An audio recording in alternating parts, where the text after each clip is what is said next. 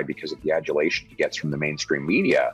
But in fact, he's not that popular with ordinary Canadians. What he succeeded at doing, to his credit, is engineering a very efficient distribution of votes so that with 32% of the vote, I think he got something like 45 or 46% of the seats. And that is the nut we need to crack. He wins a lot of seats with few votes. We win few seats with lots of votes. In fact, the last two elections, Conservatives have beat him in the popular vote. We just haven't got them in the right places. So that's the change we need to make, and I believe we will make in the forthcoming election. So you don't think that it is a preponderance of Canadians who have had the wool pulled over their eyes? No, he's not. By any objective analysis of the data, he's not an especially popular prime minister. And in fact, he's probably more on the side of an unpopular prime minister. What about Mr. Jagmeet Singh, who, for our international watchers and listeners, is the leader of the Canadian Socialist Party and in some sense the NDP, New Democratic Party, and in some sense the person who holds the balance of power right now in Canada's House of Commons and therefore the keys in some real sense to the federal government. What do you think about Mr. Singh? Well, he lacks a raison d'etre, right? Why does he exist? You've already got an NDP prime minister, a socialist prime minister in Justin Trudeau. So that means the Socialist Party has to try to figure out what to do with itself. So far, Jagmeet has said, well, they'll just support Trudeau in a coalition. And the problem is when you go back to the electorate, people are going to say, well, you're part of the same problem. Like I had a gentleman I was in Chambly in Quebec, lifelong NDP supporter, very upset with how life is. The guy was telling me he's had to reduce his diet to one meal a day because food is so expensive. And he was voting for the NDP until he saw the NDP formed a coalition with Trudeau, the guy who's caused all the misery. So it's going to be very hard for Jagmeet to go to the people and claim that he represents anything other than the Trudeaupian status quo. And I think that in the next election, people will be looking for a drastic departure from Trudeau. So they'll be looking for the anti-Trudeau.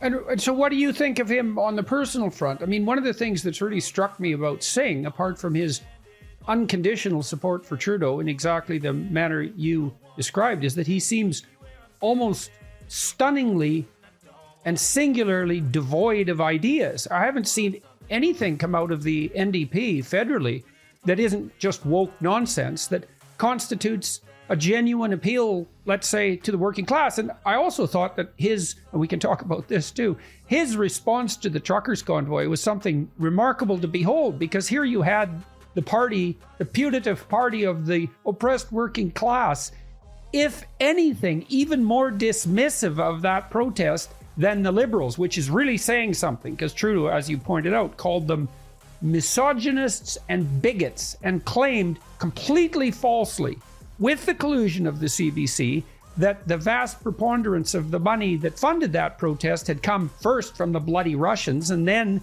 from the American Republicans, who were apparently, trying to stage a coup in a country that isn't even really on their radar for reasons that no one's been able to. I was in the States, for 3 months. I went to 50 cities in the last 3 months. And I talked during the Q&A period about, because people kept asking, what's going on with Canada? And I said, well, you're not going to believe this, but our government and our media have told Canadians that MAGA-type Republicans basically tried to stage a coup to destabilize our democracy. And they would ask, and this was Democrats and Republicans alike, they would ask, well, why would we do that?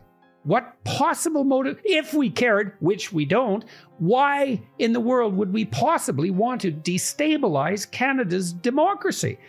And the answer to that is, well, I always felt, as a representative of Canada in that situation, I always felt like I was in some sense out of my mind, because I couldn't believe that I could present that complex of ideas as a reality, and that there wasn't just something wrong with the way I was looking at the whole situation. It's so utterly preposterous. So, well, back to Mr. Singh. He didn't support the truckers at all. No, and the NDP has abandoned the working class.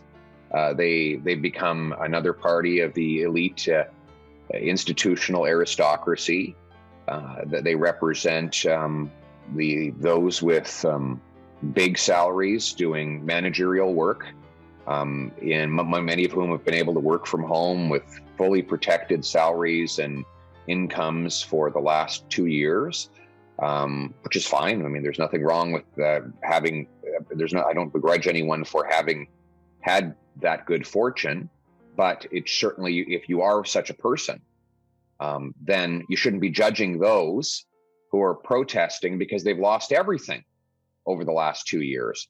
And you would think that, the NDP would have actually stood for the downtrodden, but that is not what they really believe. And that goes back to what I was saying earlier, like you were saying, isn't it the left, isn't it the socialist parties that really care about the downtrodden and the disadvantaged? And the answer is, of course not. That is the rhetoric. What they really care about is a powerful state, and anyone who threatens the state is the enemy. And that's what we saw with Jagmeet Singh. You saw a group of people who were independently raising their voices for their freedom. And he said, we can't have that. I'm going to join with Trudeau and call him a bunch of horrible names. And that's what he did, which is exactly the opposite of what you were supposed to do if you really care about working class people. Well, they seem the people who purported to care for the working class, and this certainly happened with the American Democrats under Clinton, seemed perfectly willing to sacrifice the economic interests of the real working class, those people who exist right now, to some hypothetical utopian future. And every time push comes to shove, the real working class takes a walloping hit in the name of this hypothetical future utopia. I mean, you see that on the energy front. We talked about policy there. And that's certainly not only the case in Canada. It's like Churchill when he visited our home province of Alberta, and he saw the working classes in the energy sector, and his son Randolph said these are not members of the cultural elite, and Churchill said to his son, yes, but the elite are but the glittering scum that floats upon the river of production. Mm-hmm. Yeah, well, I think maybe that was part of the backlash against the truckers, because these real people came out and said, we got a problem here with you guys. You're pushing us down a little too hard, and maybe you could stop doing it. You're fundamentally violating our civil liberties. And we might point out that this is in a country that still does not allow its citizens to travel. Yes, that's right. And what I think that the real backlash by the elites against the truckers was this idea that truckers have no business going to Ottawa and raising their voices. That's the idea that the elite